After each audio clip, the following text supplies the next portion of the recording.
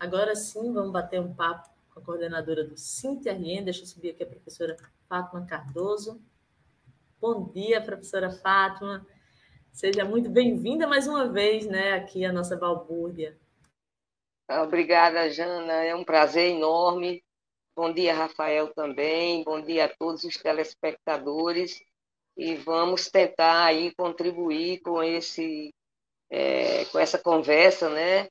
A fim de que todos os telespectadores possam permanecer no canal. Vamos sim. Jana.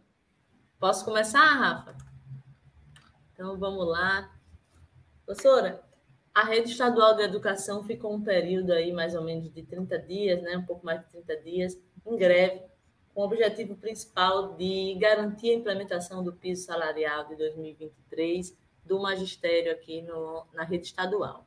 Em assembleia, nessa terça, a categoria catou a proposta do governo do Rio Grande do Norte, e aí eu queria que você começasse essa conversa com a gente, fazendo uma avaliação desse processo, né, desse movimento grevista aqui no estado do Rio Grande do Norte.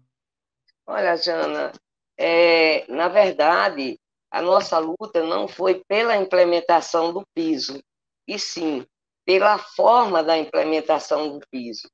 Porque dos estados brasileiros, a gente e o Distrito Federal, a gente tem um formato, né, bem peculiar. 90% dos estados não aplicam o piso. 99% dos municípios não aplicam o piso. Estados grandes, ricos, como Rio Grande do Sul, São Paulo, Minas, Rio de Janeiro, não aplicam o piso, aplicam percentuais que não refletem sobre a carreira e que não atingem os aposentados e as aposentadas. Então, a nossa luta aqui no Rio Grande do Norte se deu pela forma. A Assembleia deliberou pagar os 14,95 de forma integral, e o governo do Estado apresentou uma proposta onde dividia inicialmente em 3 parcelas, bem mais rebaixadas do que as atuais, e nós fomos conversando, e a partir das conversas, as propostas foram rejeitadas, porque a ideia era mesmo implantar de forma totalizada o percentual, mas, enfim, né, nós chegamos a 40 dias em greve, onde o governo do Estado, o tempo todo, mostrou que estava com problemas de ordem financeiro para fazer esse investimento integral, e fez uma proposta a qual se submeteu à Assembleia, a Assembleia rejeitou, e continuamos em greve. O governo foi acionado, a secretária de Educação, ela voltou a falar das questões do Estado, né, que impedia de fazer essa implementação total, confirmou de que a proposta estava de pé, e a gente tentou, não é, trazer esse formato total. Valendo salientar que aqui no Rio Grande do Norte nós temos uma conquista desde 2010, que o piso é implantado na carreira do ativo, e tem a paridade com os aposentados e as aposentadas e parte dos pensionistas que têm direito a essa atualização salarial. Isso é importante destacar, porque como o Estado precisa de 2 fontes de financiamento para efetuar o pagamento, tanto o governo do Estado quanto, e principalmente, o sindicato tem deliberação, este último, no caso o SINT, tem deliberação de não acatar a proposta para os ativos primeiro e deixar os aposentados à margem, né? Então, nós tivemos esses dias, o governo poderia até ter preferido fazer uma proposta de implementar para os ativos, o que não seria acatado pelo sindicato, e a governadora também teve a compreensão de manter a paridade entre ativos e aposentados. Então, Jana, não foi bem pela implementação, foi pela forma de implementar o piso que a greve ocorreu. Fátima, você falou foram 40, né, dias de greve, uma paralisação muito forte no estado todo. Por cobranças e a questão, como você está explicando, a forma dessa implementação aí do piso.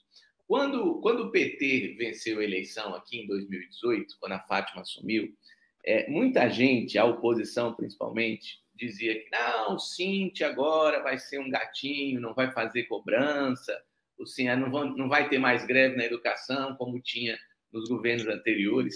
Eu acho que esse povo, pelo menos, está tendo, ao longo desses anos, dos últimos anos, uma resposta, né? Assim, você chegou, o secretário Aldemir chegou, inclusive, a chamar o Cinti de intransigente, né, nessa semana. Como é que você avalia essa relação do Cinti hoje com o governo, que não tem nada de amistosa? Claro que há um respeito, até pelo passado que a governadora atual ela tem no próprio Cinti, né, no movimento sindical, mas uma coisa, como diria o poeta, uma coisa é uma coisa, outra coisa é outra coisa. Né?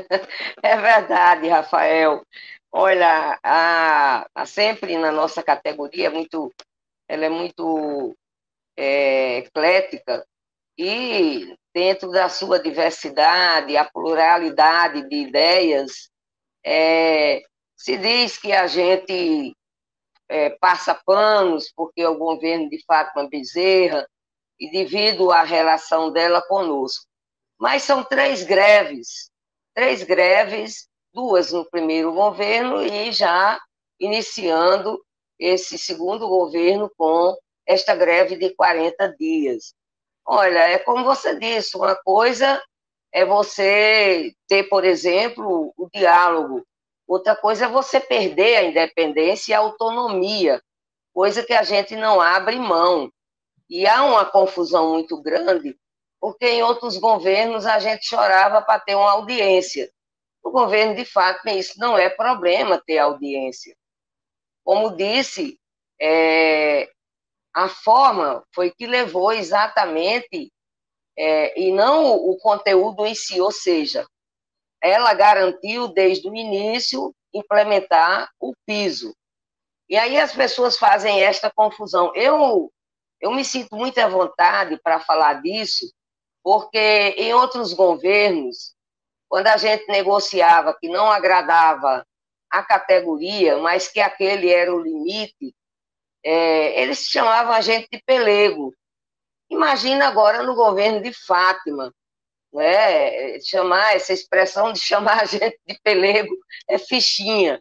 Mas, como disse, eu me sinto muito em paz, me sinto muito tranquila para que os fatos eles possam serem tratados, uma vez que Fátima é governo e nós somos sindicatos. Sindicato que tem uma tradição de luta, uma história de luta, e que a gente, de acordo com essa história de luta, a gente vem mantendo a nossa autonomia, a nossa independência, sem privilégio nenhum. Ter audiência é uma coisa, manter o diálogo é outra coisa. Veja, por exemplo, a proposta foi rejeitada pela categoria e, mesmo assim, o governo mantém a proposta e vai implementar, né?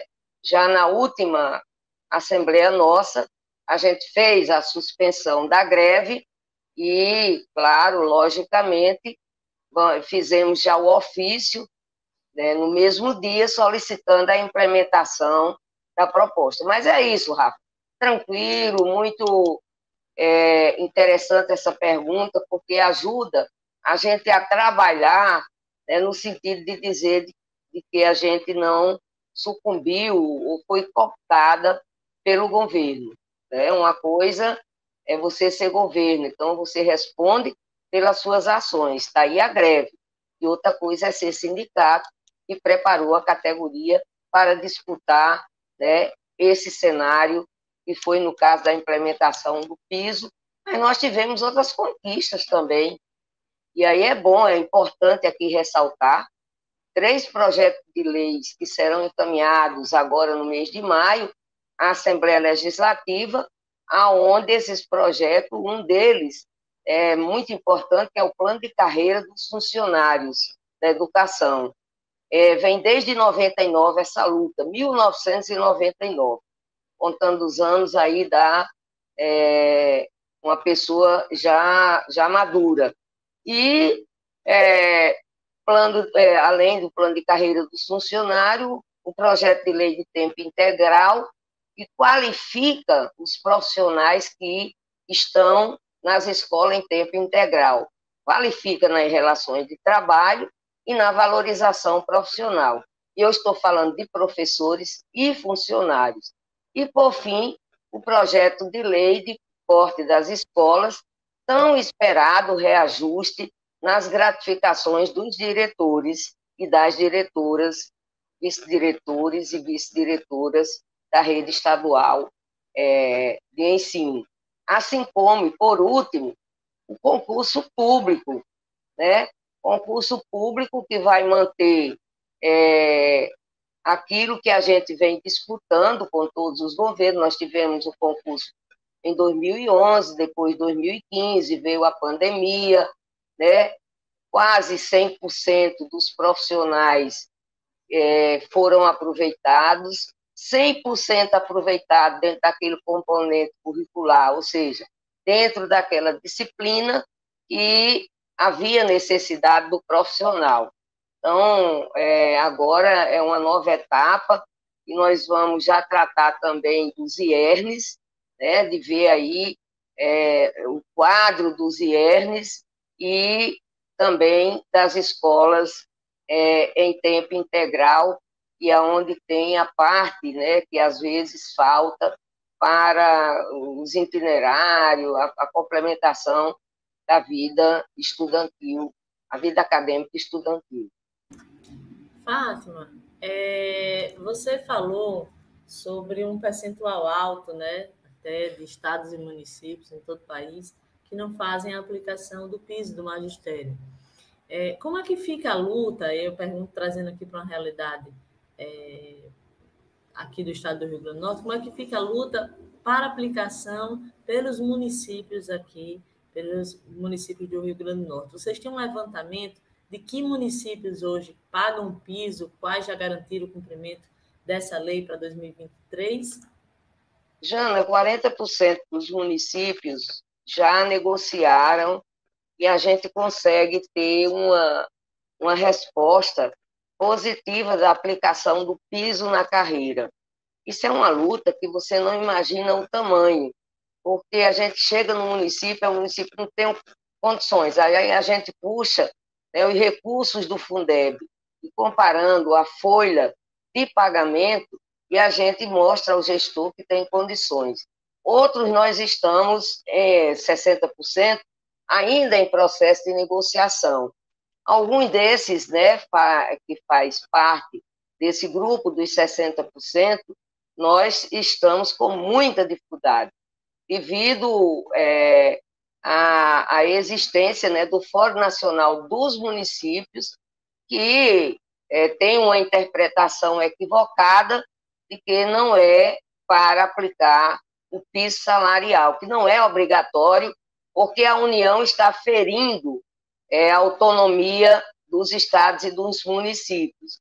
Mas como o Fundeb, que aí entra em cena, é um instrumento e é um fundo entre os estados e municípios, isso não quebra a autonomia de maneira nenhuma. Tanto os estados como os municípios formam essa cesta e a distribuição desses recursos, eles são aplicados de acordo com o número de alunos matriculados no ano anterior de cada município e de cada estado brasileiro e do Distrito Federal. Então, assim, a gente quebra muito isso, mas está tendo uma resistência muito grande. Em outros anos, a essas alturas do campeonato, a gente estava com torno de 70% já em negociação ou já implementado. E agora reduziu bastante em razão desse componente da presença do Fórum Nacional dos Municípios, que vem pregando a não obrigatoriedade. E aqueles prefeitos e prefeitas que se identificam com esta política estão aí tentando fazer com que os trabalhadores, mesmo organizados, nós já tivemos greve em município que não foi aplicado ainda o piso. Greves já este ano, e não só uma, em razão exatamente desse comportamento dos prefeitos e das prefeitas. Vamos falar de Natal, então, porque eu acho que esse Natal deve estar entre os 60% que ainda está resistindo, né, na aplicação. Inclusive, vocês já judicializaram, eu lembro, em 2020, vocês entraram na justiça, acho que todo ano tem esse impasse. Como é que está com relação a Natal? Acho que Ceará-Mirim também houve uma judicialização agora, né? O juiz mandou, acho que anteontem, ou ontem, os professores voltarem. Como é que está aqui em Natal e Grande Natal? Então, Natal é um capítulo à parte, Rafael, porque a última audiência que nós tivemos com a secretária de Educação foi no dia 9 de março de 2022. De lá para cá, a gente não teve mais audiência. Esta semana, estivemos falando com o secretário em exercício, o professor Aldo. Ele disse que me dava a resposta no dia seguinte, e até hoje a gente está esperando essa resposta por uma audiência. Sempre a desculpa é a agenda do prefeito, que não está batendo, que não tem espaço, mas o que a gente vê, na verdade, é já uma perda no nosso salário de 67%.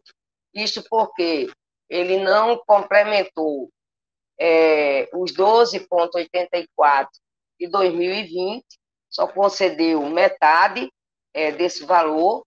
2022, né, também não aplicou o piso, e este ano a gente não tem ainda notícia. Inclusive, eu quero aproveitar aqui para mobilizar a nossa categoria, chamar a atenção.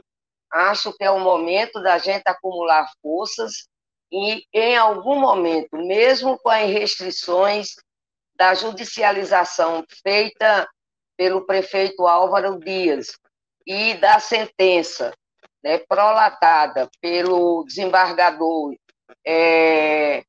Vigílio Macedo, e que a gente não pode fazer nenhuma atividade em frente à prefeitura, nem à Secretaria de Educação, tem que ser a 1 quilômetro, pelo menos, para que a gente possa dar o nosso grito de denúncia e reunir as forças para fazer o enfrentamento ao prefeito.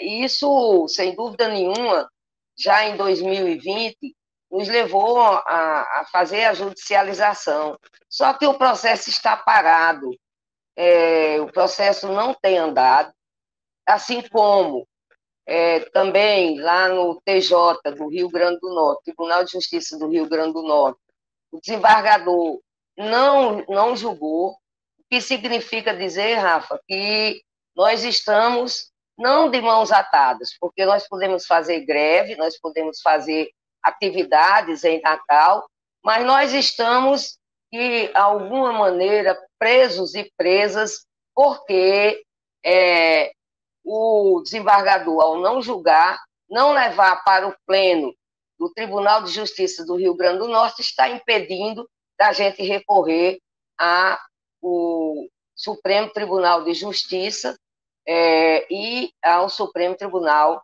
Federal.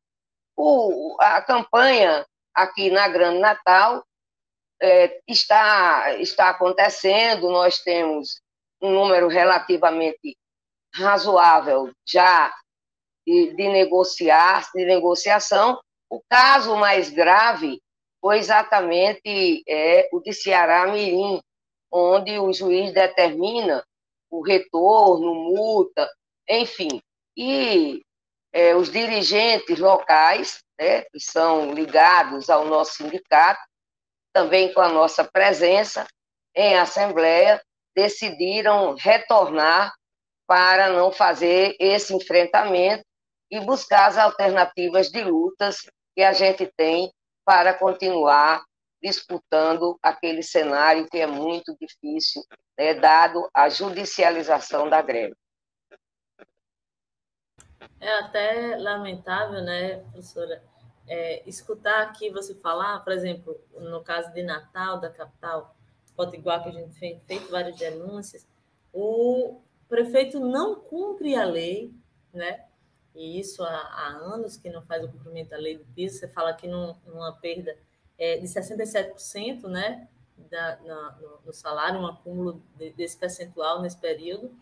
E a justiça, então, serve a quem, né? Porque como é que a justiça determina que você não faça movimentação pela reivindicação do cumprimento da lei e afastar de prédios públicos? Eu sempre tenho muita preocupação, sabe, com isso, assim, a gente não poder acessar um prédio que é um prédio público, ou seja, um prédio para a gente acessar, exatamente para a gente ir atrás, buscar diálogo sobre assuntos de parte da educação. Então, essa contradição e a justiça brasileira, eu sempre pergunto assim, a quem serve, né, essa justiça? Porque é lamentável a gente ver decisões, e para a grande sociedade, que aí a gente tem que falar também do próprio papel da mídia, né, sempre foi de criminalização dos movimentos sociais e sindicais, no momento que não destaca as lutas, né, as pautas reivindicatórias, mas destaca os transtornos que são causados pelas paralisações. Dessa maneira, a sociedade vai criando, né, Fátima, uma aversão aos movimentos e não consegue compreender a justa reivindicação e como isso tem um impacto, na verdade, diretamente na vida delas, né? Então, quando a gente faz uma denúncia aqui, como a gente conversou essa semana aqui sobre o fechamento de turmas, né, da educação, de jovens e adultos, quando a gente fala da diminuição do número de creches, né, do número de vagas que são insuficientes para atender um direito fundamental que é a educação, as pessoas não conseguem fazer esse link, né, que essa luta é uma luta muito maior. A gente não está falando só, e não seria pouco, não seria menor, mas a gente não está falando apenas do salário dos professores, né, professora Fátima? A gente está falando de uma série de reivindicações que os sindicatos, que as entidades representativas fazem para garantir à sociedade o direito à educação. Então, falando aqui porque eu fico muito indignada, sabe, de escutar isso assim, e as pessoas normalizarem essas decisões judiciais, normalizarem essa postura das prefeituras, né, do Estado. Lamentável, no mínimo. Jana, desculpa. Pode falar, professora. Então, como assim, conosco, eu digo conosco, é com o pai, é com o estudante, é com a população, mas parece que não é. Ao mesmo tempo, é essa contradição, né, da formação de uma consciência que diga, isso me pertence, essa luta me pertence. Nós passamos esses anos, em especial agora, mais recente, denunciando que o prefeito estava oferecendo como merenda água adoçada e biscoito. Por quê? Porque ele estava recebendo o valor através do imposto chamado salário família para comprar a merenda, mas os estados e o município devem ter sua contrapartida. E ele não estava. E isso nós denunciamos ao Ministério Público e até agora não foi apurado. Por quê? Tem ou não tem recursos? Não tem recurso para merenda, não tem recurso para melhoria nas escolas, não tem recursos para realizar um concurso público, não tem recursos para fazer o atendimento obrigatório por lei aos deficientes, não tem recurso para a valorização dos professores, e a arrecadação ela tem melhorado ano após ano. Isso tirado do próprio portal da transparência do município, a gente tira esses dados, faz os comparativos e vê, por exemplo, o crescimento. Nesse primeiro já bimestre, o crescimento da receita foi de 8,9%. Eu não estou falando do Fundef, eu estou falando da receita própria do município. Então, como é que se justifica tanto descaso e tanto abandono à escola pública? É a mesma coisa do transporte, né? Eu entrava, vocês estavam falando também do transporte público, né? E tem causado um transtorno, retira-se as linhas e deixa aí a mercê. Assim como a gente tem os casos também bem localizado na saúde, da ausência do atendimento e do atendimento de qualidade. Mas tem uma explicação, a gente sempre tem dito, é o posicionamento do gestor. O gestor que não coloca uma contrapartida para a alimentação de crianças na primeira infância, isso é muito grave, muito grave. Agora, o pai, no seu dia a dia, no ativismo que tem, ele não percebe que aquilo está afetando diretamente ele. Ele que trabalha, ele que contribui com os impostos, tem o direito de reivindicar. E nós cumprimos, muitas vezes, o papel de ir para além da nossa corporação nas campanhas que a gente tem. As campanhas a gente chama campanha educacional e salarial, em razão de abarcar as temáticas da educação e da nossa corporação, que é a questão da valorização. Mas é muito estranho a justiça ser injusta com a população. Eu agora me refiro a toda essa população que está aí à espera de um dedo na balança para dar equidade a esta balança. Esta balança do judiciário, ela não pode ter apenas um pêndulo para um lado, mas ela precisa estar equilibrada no peso para que a população possa ter acesso à educação de qualidade, as crianças, jovens e adolescentes possam estar usufruindo do seu direito à educação, coisa que vem sendo negada. Esta semana também assisti uma reunião com a secretária adjunta sobre a educação de jovens e adultos, e foi prorrogada a chamada busca ativa. Não foi fechada nenhuma turma, mas os diretores e os profissionais ficaram de fazer uma busca ativa para ver se melhora o atendimento. E o grande gargalo é o transporte, porque tem localidades que o transporte sai de linha muito cedo e o estudante não tem o transporte escolar para locomoção, que é exatamente o jovem e adulto. E ele termina querendo ficar até 8h30, 9 horas na escola, porque é o horário que tem transporte público para ele fazer o deslocamento para a sua residência. É muito difícil a situação, isso não tem sido olhado. O Judiciário, o Ministério Público está com a dívida muito grande com a população e é preciso que a gente use esse espaço para exatamente ter a oportunidade de dialogar e dizer à população, principalmente a população pobre, que a coisa é conosco e somos nós a nos movimentarmos e não precisamos ter preconceito, não precisamos ficar envergonhados ou envergonhadas porque fazemos a luta. Para mim, é o maior orgulho ter feito ao longo dos anos esta luta, que é uma luta que tem contribuído muito, eu tenho certeza disso, porque a gente termina aqui vendo, né, os resultados, tem contribuído muito com as escolas da rede municipal e da rede estadual também. Inclusive, a gente trouxe essa semana 2 professores para falar da EJA, da Educação de Jovens e Adultos, professora Rayane Valentim e professor Alessandro de Azevedo, e eles falaram do caos que está esse segmento, né, a EJA, e a prefeitura nos procurou para querer dar uma resposta também. A gente vai trazer aqui a coordenadora da EJA municipal semana que vem.